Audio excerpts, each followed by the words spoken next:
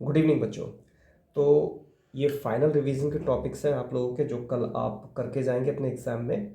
और इसमें इलेक्ट्रिसिटी हमारा पहला चैप्टर है जिसको हम कर रहे हैं। इसके मेन टॉपिक, सबसे पहला क्वेश्चन है हमारा वी आई और I V graph and their maximum resistance calculate करना। मान लो तुम्हें कोई वी आई ग्राफ देता है, जैसे हमारे पास में ग्राफ इस टाइप से रहता है ये, ठीक है। तो अगर ये हमारा V है और ये हमारा आई है, इस केस में ये कहलाता है वी आई ग्राफ। और अगर हमारा एक्स एक्सिस पे हमारा आई है, और सॉरी वाई एक्सिस पे आई है और एक्स एक्सिस पे हमारा वी है, तो वो कहलाता है आई वी ग्राफ। कहने का मतलब ये है कि जो भी वाई एक्सिस पे पहले होगा उसका नाम पहले आएगा। जैसे इस समय पे वी वाई एक्सिस पे है तो ये वी आई ग्राफ कहलाएगा, ठीक है। इसमें वो इस तरह से पूछेगा, ऐसे दो रेस दिखाएगा, लाइंस, स्लोप्स दिखाएगा रेजिस्टेंस की। वी हमारा है पोटेंशियल डिफरेंस, आई है करंट, और ये हमारी रेजिस्टेंस है R1 और R2, ठीक है। तो वी आई ग्राफ में वो पूछेगा मैक्सिमम रेजिस्टेंस इन दोनों में से कौन सी वाली शो कर रही है, कौन सी रेजिस्टेंस शो कर रही है। तो वी आई ग्राफ में R1 यानी कि ये वाली शो करेगी, और अगर आई वी ग्राफ होगा तो उस केस में नीचे वाली जो R2 है वो शो करेगी। यानी कि वी आई में ऊपर वाली स्लोप और इसमें आई वी में नीचे वाली स्लोप, ठीक है, अगर ग्राफ में चेंज हो जाता है तो। नेक्स्ट है इलेक्ट्रिकल पोटेंशियल डिफरेंस डेफिनेशन, और इसकी यूनिट ये आपको ध्यान से करनी है। इलेक्ट्रिक पोटेंशियल डिफरेंस मैंने बताया था, amount of work done to bring a unit positive charge from infinity to a point in a magnetic field, ठीक है। वो डेफिनेशन और उसकी यूनिट बिल्कुल पोटेंशियल डिफरेंस है तो उसी वाली यूनिट आएगी उसकी, यानी कि वोल्ट। ओम्स लॉ अच्छे से कर लेना ना, V is directly proportional to I provided temperature is constant, वो सारी चीज़ें। फैक्टर्स कौन कौन से हैं जिसके ऊपर रेजिस्टेंस डिपेंड करती है, तो फैक्टर्स वही हैं, एक तो लेंथ ऑफ द कंडक्टर के डायरेक्टली प्रोपोर्शनल है, और एरिया ऑफ क्रॉस सेक्शन के inversely proportional, nature of material के, और चौथा वाला जो होता है हमारा टेम्परेचर के डायरेक्टली प्रोपोर्शनल। ये चारों चीज़ें। What happens to resistance when its area of cross section becomes half. अगर हमारे पास एक रेजिस्टेंस है, उसका area of cross section means, अगर हमारी रेजिस्टेंस इस तरीके से, ये एरिया ऑफ क्रॉस सेक्शन अगर हम आधा कर देते हैं उसका, तब उसके ऊपर क्या इफेक्ट आएगा। और अगर डबल कर देते हैं, यानी उसकी थिकनेस हम डबल कर देते हैं, तब उस पर क्या फ़र्क आएगा। इसी तरीके से ये सब मैं पहले करवा चुका हूँ आप लोगों को।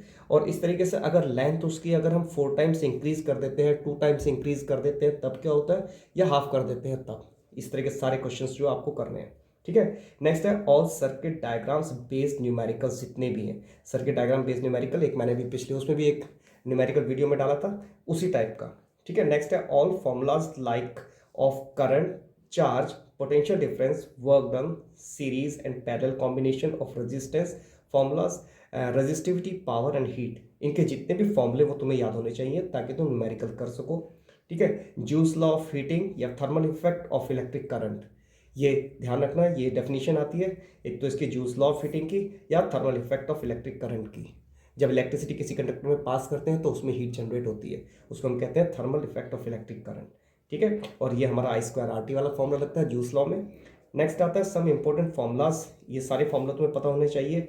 वर्क या एनर्जी के फॉर्मूले, वर्क और एनर्जी सेम चीज़ होती है, तो W=VIT, तो वर्क, एनर्जी और हीट, इनके फॉर्मूले करीब करीब सेम ही रहते हैं, ठीक है। W=VIT या फिर I2RT या V²T/R, या W=V/Q या W=P/T, ये फॉर्मूले सेम फॉर्मूले करीब करीब इसमें है, जैसे हीट में भी। पावर में जस्ट ये ध्यान रखना है कि T इन सबके जो ऊपर वाले फॉर्मूला में थे ये सब खत्म हो जाएंगे, बिल्कुल वैसे रहेंगे। जैसे P हमारे पास था H=VIT, तो P=V/I, T खत्म हो गया, ठीक है। इसमें था I2RT और इसमें रहेगा P=I²R, इस तरीके से अप्रॉक्सीमेटली सेम ही फॉर्मूले हैं, थोड़ा बहुत चेंज होता है। ये सब चीज़ें जो ध्यान से करके जानी है तुम्हें। नेक्स्ट है learn relation between kilowatt hour and joules. 1 kilowatt hour equals to होता है 3.6 × 10⁻⁶ जूल के बराबर, ये ध्यान रखना है। नेक्स्ट है 1 मेगावाट जो होता है वो 1000 किलोवाट्स के बराबर होता है, या फिर 10⁻⁶, ये 6 है तो 10⁻⁶ वाट के बराबर होता है, ठीक है। ये सारी चीज़ें अच्छे से ध्यान से आपको कर लेनी है। नेक्स्ट है फिर फाइनल रिवीजन टॉपिक्स हमारे एसिड बेस एंड सॉल्ट्स के। इसके इंपॉर्टेंट क्वेश्चंस जो हैं उसमें क्लोरो एल्कलाई प्रोसेस जो मैंने बताया था आप लोगों को, ब्राइन सॉल्यूशन के ऊपर जब हम करते हैं उसके हिसाब से ये। Next acid rain, acid rain कब होती है, उसमें एसिड का लेवल कितना होता है, इसका एसिड का उसके लिए उसके हिसाब से पीएच का लेवल कितना होता है जब एसिड रेन होती है, वो सारी चीज़ें। टूथ डिके कब होता है, उसमें पीएच का लेवल कितना होता है, वो सारी चीज़ें। ब्राइन सॉल्यूशन क्या होता है, ये।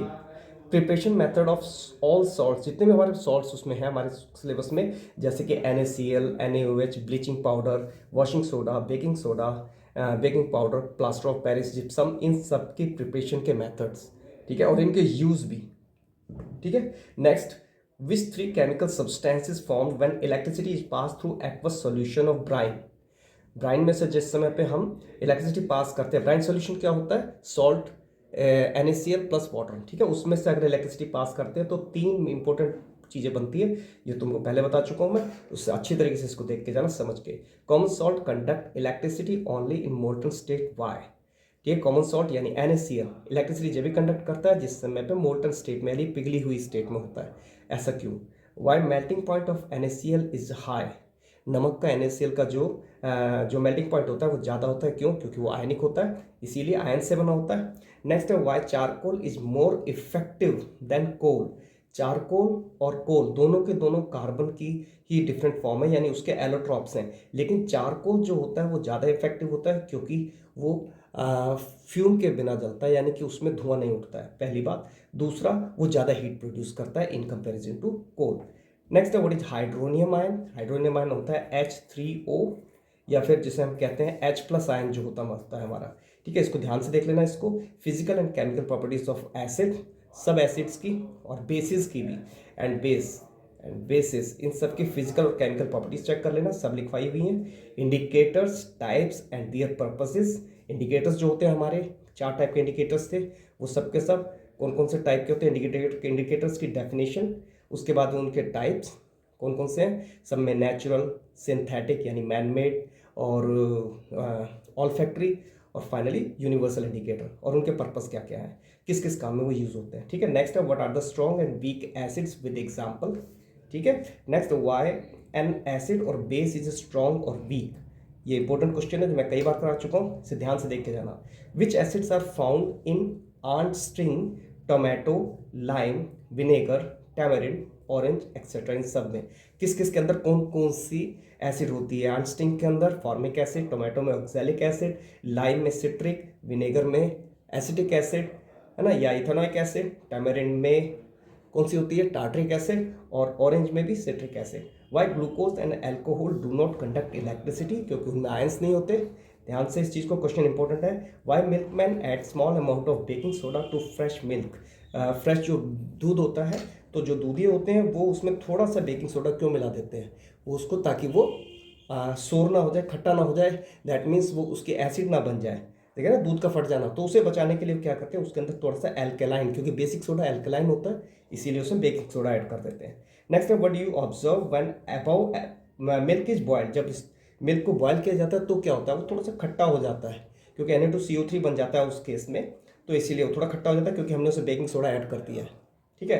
नेक्स्ट है why above milk takes a long time to set as curd, अगर इस दूध को जिसमें कि बेकिंग सोडा मिला हुआ है उसको अगर जमाते हैं तो जमने में टाइम क्यों ज़्यादा लगता है, क्योंकि दही जल्दी जमती है, और क्यों, क्योंकि दही के अंदर लैक्टिक एसिड होती है, और हमने उसको क्या बना दिया है, बेस, क्योंकि उसमें हम मतलब उसमें बेस ऐड कर चुके हैं, तो बेसिक उसकी प्रॉपर्टी बढ़ा दी है, दैट्स वाई वो जल्दी से सेट नहीं होता एज अ कर्ड, यानी लैक्टिक एसिड बनने में उसको टाइम लगता है, ठीक है। तो ये सारी की सारी चीज़ें बहुत ध्यान से सब के सब क्वेश्चंस देख लो, और इसके बाद में नेक्स्ट वीडियो में डालूंगा आपका मेटल्स एंड नॉन मेटल्स के ऊपर, फटाफट कुछ टाइम के बाद में वो भी डलेगी, इतने ये सारे क्वेश्चंस आप रेडी करो, फिर वो क्वेश्चन डालता हूँ मैं, ठीक है।